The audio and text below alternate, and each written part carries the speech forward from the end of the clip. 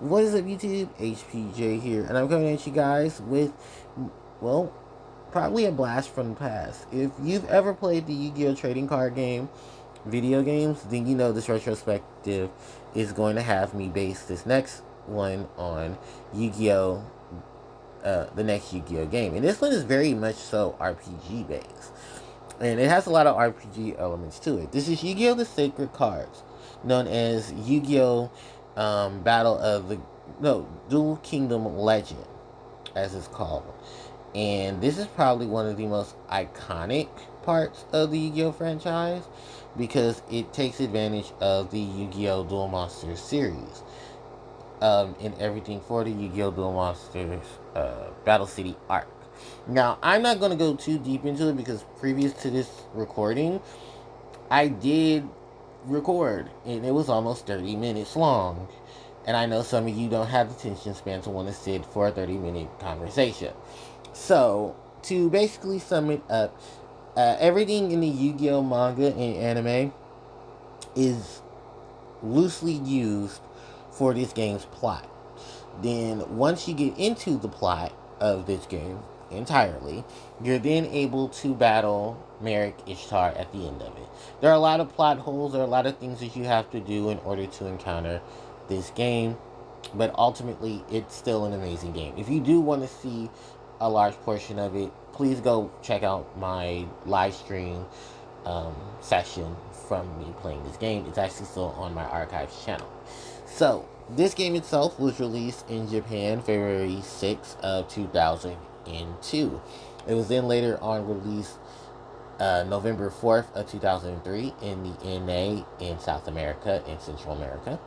Then for the EU and EU regions, it was released in March 6th of 2004.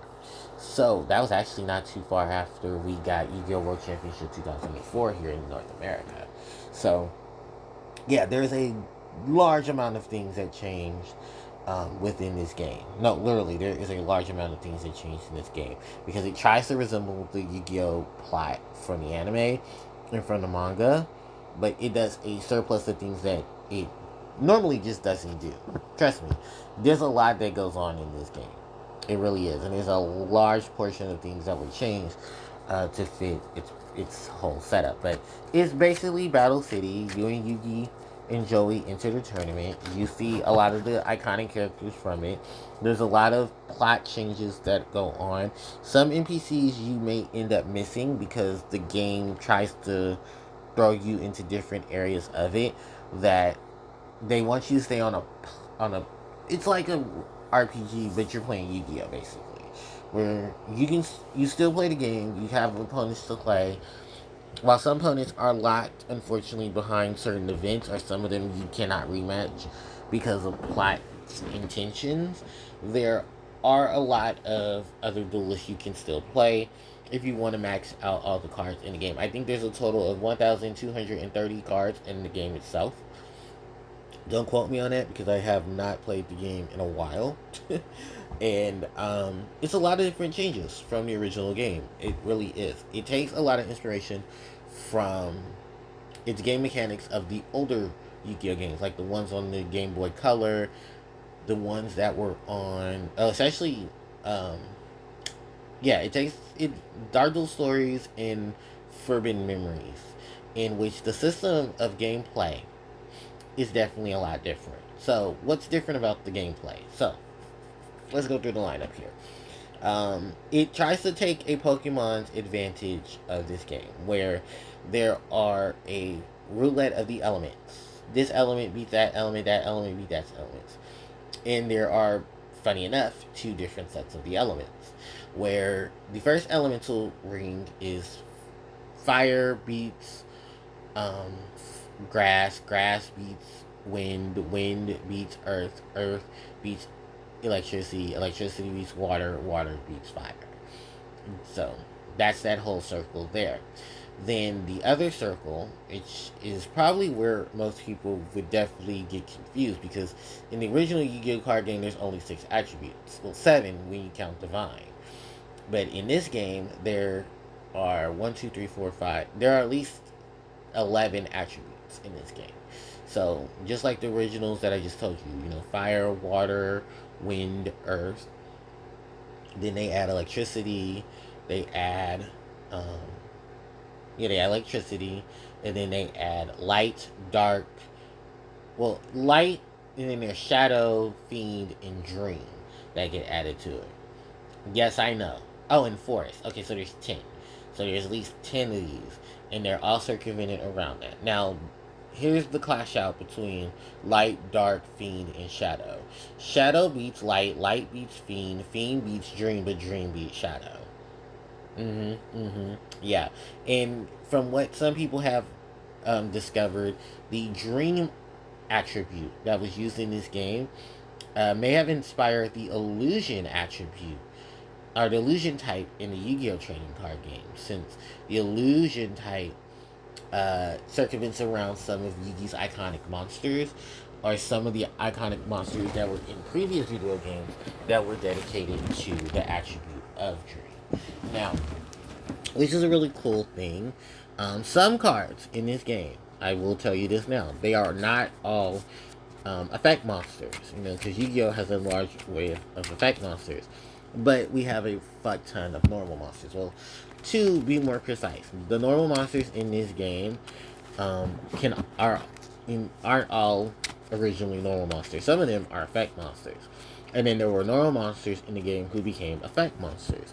Now, some of them range from changing the field to the field spell.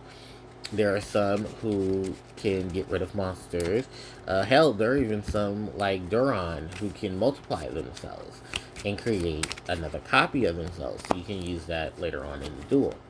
The tribute factor of this game is something really, really good, where you contribute the monsters off first and then activate a spell like Dark Hole to wipe out the field and then play your new monster. Yeah, we know. It definitely takes the original rulings of the game to a whole new level. But it helps you out with a lot of strategies as well. And because of how these games fluctuate, if you know which opponent you're going to be facing, you can build your deck around what type or what attribute your deck is and then build around it. Do be careful though, because some of the NPCs will have monsters to counteract those monsters. Trust me, I've run into a lot of them. Just because Mako runs water doesn't mean he's not running some electric monsters or some earth monsters to counteract that are water or aqua type or sea serpent, or fits into those categories. Now, in addition to that, there are some other things that were added as well. Fusion monsters, they do not exist in the game. They are now either normal monsters or they are effect monsters. Then, flip monsters do not exist. Most of them are normal monsters as well.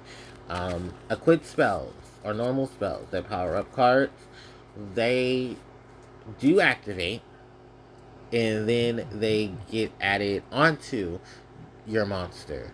And how they get added onto your monster is that there'll be a little icon that says 1, and then they'll change to 2, then 3. That indicates that, hey,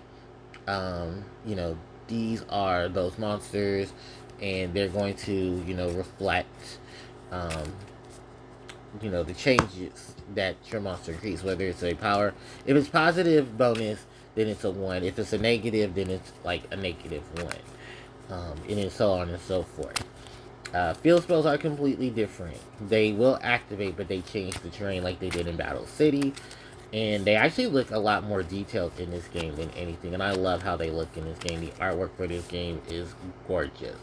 And I'm glad Yu-Gi-Oh! The 7 Trials of Glory World Championship 2005 takes advantage of it. More so, I think they take advantage of the Field of Destructions look and how that game looks, because it's basically just the sequel game to this one. Now, from there is deck capacity. So, deck capacity is basically, at the start of the game, I think you have like 2,000 deck capacity, and throughout your duels, you gain more deck capacity the more you encounter duelists. The more your deck capacity increases, the more chances of you fitting in cards in your deck, because each card has a cost. And what is that cost? Not tribute cost. No, they have a cost of being in your deck. So they arm your deck with a lot of low level monsters, or they are like monsters who have really good stats but really like shitty lineups and stuff. It's very weird, but yeah, that's how this game works. And so monsters like Gemini Elf and Force Raider are probably going to take you to mid to late game to get the deck capacity to get them, unless you use cheat codes. Or you just grind out a lot of opponents and you somehow manage to at least fit one or two of them in your deck. Then from there, there's the spell cards, the trap cards, some trap cards which are exclusive to the game.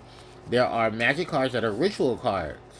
Yes, the ritual monsters. Let's talk about them for a second because they're going to be a major part of the game's plot as well. Because you are going to encounter some that are ritual monsters. You're going to encounter ritual monsters in this game, or decks that are using ritual monsters. Now, what do you do with them exactly? Well, you need the ritual spell and the corresponding monster that the card says to require for the tribute summon. A good example of this is Magician of Black Chaos. He's going to require you to have monsters whose level totals 8. But you still need to have at least Dark Magician in order for the tribute summon. Now, this is basically remnants to how the game itself transpired with the anime, where certain monsters were used for certain monster summons. Like you need Grand Tiki Elder, Mid-Child, the Four-Faced Beast in order to help you summon. What's that one monster's name? What's that guy? Oh, Mass Beast Desgardius. The or I think it's Mass Beast, the ritual monster. Yeah, so you need all of them to help you get to that monster. And yeah, I said it. I've said this before. There is a large portion of things that change because, well, it's Yu-Gi-Oh! There's gonna always be these changes. Hell, Cosmo Queen, the normal monster, she ain't no normal monster no more. She's now a ritual monster. She gets the divine attribute, and what else is it that she will do? Yeah, she gets the divine attribute, and then I believe she. Oh, you need what is it? Divine Queen's Oath, and you need the monster Queen of Autumn Leaves. It's already a tribute monster. Oh, and they have to be on the field in order for you to do the tribute. So you have to have the monsters on the field. Then you have to tribute summon you have to tribute the monsters. Then once you tribute the monsters, then you're able to then activate the ritual spell to then play the monster. So I believe the first ritual monster, if you're playing it just off of normal means, is the Mask of Light and Darkness. And then that gives you the Cursed Mask, which is still a monster we have not seen in this game. But in order to summon it, you need, what is that monster? Oh, Mask of Darkness. Who, yes, it's in the game. It's probably one of your best standing monsters because how this game's mechanics work, a lot of the low level monsters tend to be the best options of utility because they have low deck costs to be put into the deck. They also have bare minimum the weak stats, right? But in this game, those weak stats are actually good stats. So if you can't get to monsters like Gemini Elf and stuff, I talked about this in my video, where even if you can't get to monsters like Gemini Elf in them, you still have these monsters who fit in to be really, really good, walls or stand-in cards because of how the game's strategies and style works. So these are really, really good options that I highly recommend. Cards like Root Water and Aqua Element because they're all water attribute, but they have low stats. You can use Waru, the warrior, the water attribute warrior monster. Mystic Lamp isn't really good. It's just there for tribute water, but it's light attribute, so it can help you take out some of the fiends. Yugi and Kaiba's deck definitely do clash because it's funny that because Blue Eyes is light attribute, that Yugi's Dark Magician is Shadow, and Shadow beats light. Oh yeah, they make sure of that part. Even though Dark Magician has more attack than Blue Eyes. I mean, less attack than Blue Eyes. Oh, I'm sorry. I don't want the Yu-Gi fans coming after. I don't want the Yu-Gi-Oh enthusiasts coming after me. I'm sorry. Even though Dark Magician has less attack than Blue Eyes, this game definitely was in favor of Yu-Gi beating Kaiba at any point. Or you using Dark Magician to beat Blue Eyes because Blue Eyes is light and Shadow beats light. Yeah, because they took the Dark attribute and then cut it into two different types. The Fiend and the Shadow. So, yeah, there's a lot of cards in it. A lot of cards from the anime, a lot of cards from the manga. That unfortunately, or I guess fortunately, didn't get a release because they would be really rebroken. Like Wire Trap Hole, Jesus, it's broken as hell. Bear Trap Hole, I think because of its artwork.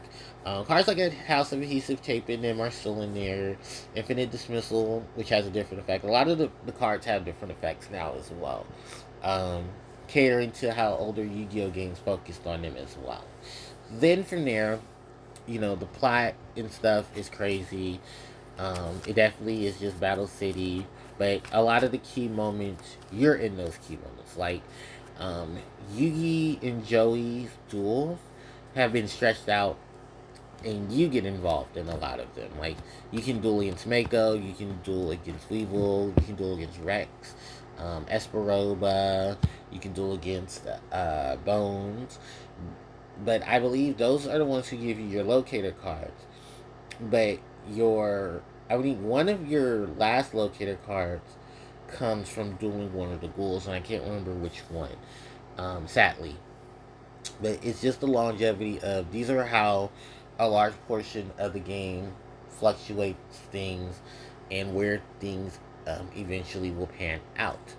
So, because of how these things themselves pan out, there isn't much of no, there's a lot of ways you can, get your deck capacity up, get your dueling levels up, and just, overall get things for your deck itself. Because you can duel as many of your opponents. And then there's the anti-system. Let's talk about the anti-system. So just like in the anime, they were dueling for, like, the rarest card. Like, you give up your rarest card to your opponent if you lose. So while many of them did stay true to it, many people still had their rarest cards back. Like, what was it? Weevil had Insect Queen still. Mai had her Harpie's Feather Duster, and all of that. Because, they all eventually lost their games. But I think after the tournament, they ended up getting their cards back. I don't know how. Don't ask me why. Or how it was possible. But hey, they did. And because of how this game itself fluctuates, you're still able to get many of their cards, even if they haven't given you the card. Um, because there's also the machine, the card machine is in the game. So to access the card machine, you have to go to the card shop, and you put the card's number into the game. But in order to get the card itself, because they don't just outright give it to you, you have to use your DP or dual points to get the card from the shop. So you talk to the shop guy, and then he gives you the chance to buy the cards. There's tons of cards. Every card in the game will exist in the card shop. At certain points of the game, after certain amounts of duelists and I think locator cards and how the game progresses, every card will be available to you except for the Egyptian gods, because the Egyptian gods are plot points. You can fit them into the deck, and I do believe at a certain point they're able to be in the deck, but they do not have. I think there's cheat codes to put them in, but even then, I heard some of those cheat codes mess up the game to where, because of how the game itself is supposed to plot, they're only supposed to be plot MacGuffins. Like most RPGs and stuff. But yeah, it's a large array of things there with it. The duels are amazing. Um, there's a lot of things that are pulled over from other games, and especially because of just how everything goes. Because like I told you guys, there's no fusion cards in this game. So your field is basically your field, your opponent's field. It's the 5 squares. 5 for the spells and traps, 5 for the monsters. When you press the pause in the duel, it will show you your life points, your opponent's life points, the last card in your opponent's graveyard, and then sacrifice, tribute, switch position, attack, and end turn.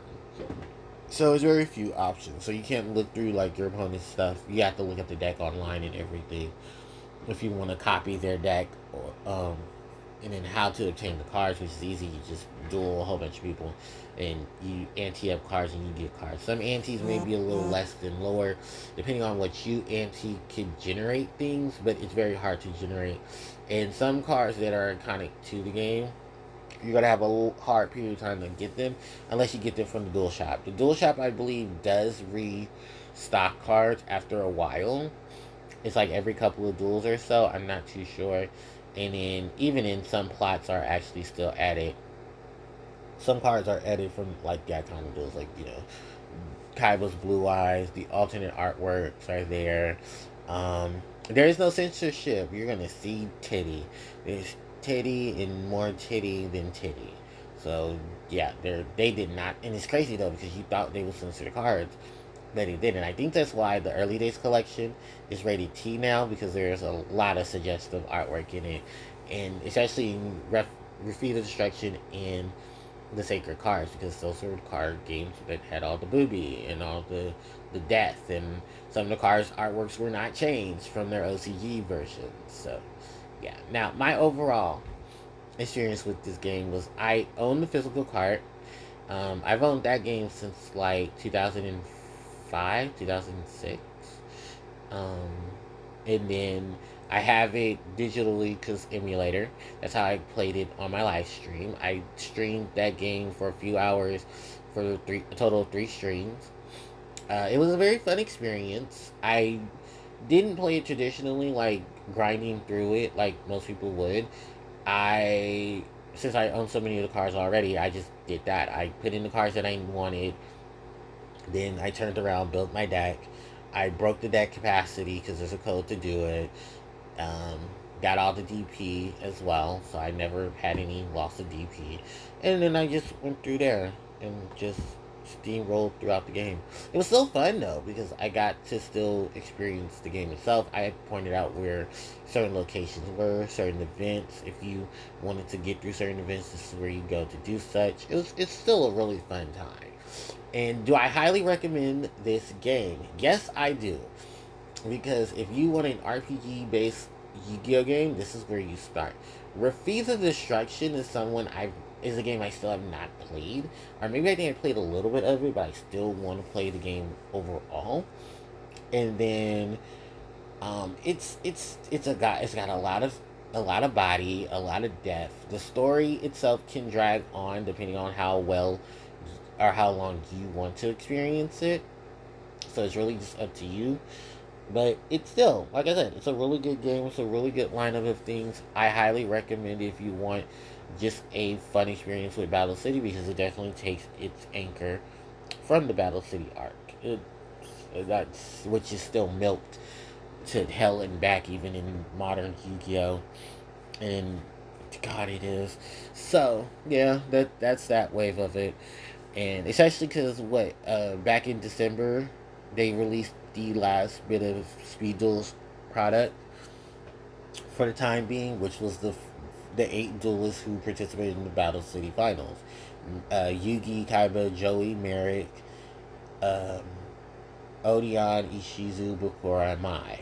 So they had decks built around them, and then they even included cards from to help build up the decks if you're playing in Speed Duel tournaments. Cards from Noah and the Big Five and all of that were added into the game as well. So, yeah, definite wave of things. But, yeah, I'm going to go ahead and end the video because I think this is a good point to end the video. It's almost 25 minutes long. So, it's a standing ovation to this really good game that if you are getting the early days collection, it will be in the collection as well.